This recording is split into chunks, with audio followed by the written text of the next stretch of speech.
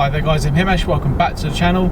So as you can tell by the title, I'm just about to hit 10,000 miles in my Audi Q4 e-tron Sportback. Now I can't believe I've hit 10,000 miles and I've done that in about just under 7 months. So I'm quite accustomed to the car now. So normal format of the channel, I'm going to split it up into a couple of sections. So now that I've literally just hit 10,000 miles, let's get into the first bit.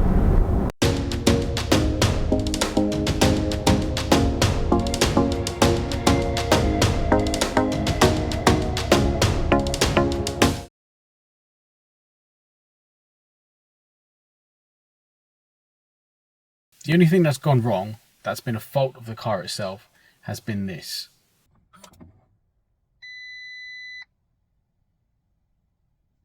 Every time I got into the car, that beep would go off and it was incredibly annoying. Now, on this is from Vintage Motor Group. It says the description of the repair work carried out was they had to replace the SOS control unit. That's the only thing that's gone wrong. That's been a physical problem of the actual car itself. This crack in the windscreen has been there for about 6 weeks now and it's finally getting replaced on Thursday. Happy days. This part will continue to be a regular feature in my videos until Audi fix this stupid message.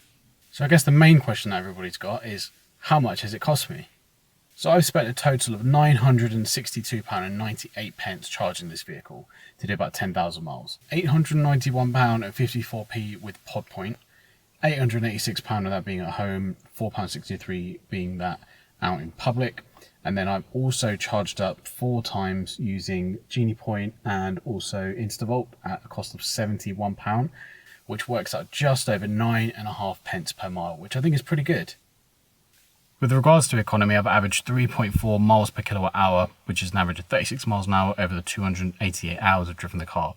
Now, for the eagle-eyed viewer out there, that's 10,428 miles. And yeah, that's obviously 428 more miles than I said in the first segment of the video, but that's, I guess, how I've clocked up 10,000 miles in 6 months in the car.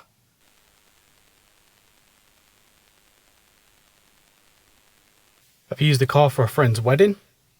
So I mentioned in previous videos that we like to do some UK trips. So we've been to the Yorkshire Dales. We even took it to the Tan Hill Inn, which is the highest pub in the British Isles. If you're in that area, go check it out, it's great. And we've also been to the Cotswolds. Now, going to these places, not having a charger at the hotel or the Airbnb which we stayed at, I thought, oh, what am I going to do? If you plan your journey with an EV, you've got no issues. Of course, it's a lot more convenient, 100%, to take a conventional internal combustion engine car and just fill up because there's ample of petrol stations, of course. But the infrastructure is getting better with electric vehicles, of course. If you can find a fast charger or a rapid charger, should I say, sorry, within your vicinity, jobs are good in. It's going to take about 40 minutes to fully charge your vehicle and you're good to go for another 250, 270 odd miles.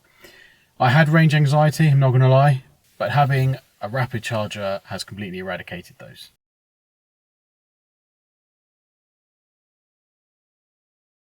The tyres are around about 5 mil on the front and 4 on the rear, so I'd anticipate the front's lasting another about 10k and the rear's maybe 7 at a quick guess.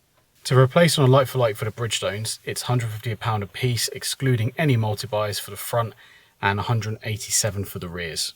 And that price was on the 2nd of August 2022. However, if it was my car, I would definitely pick the Pilot Sport 4s. I've had these on all of my personal cars and I can't fault them. They are slightly more pricey, £191 for the rears and £170 for the front.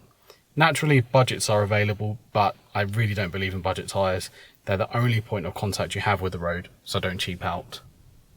So I'll be honest, the main reason we ordering this vehicle in the first place was company car tax.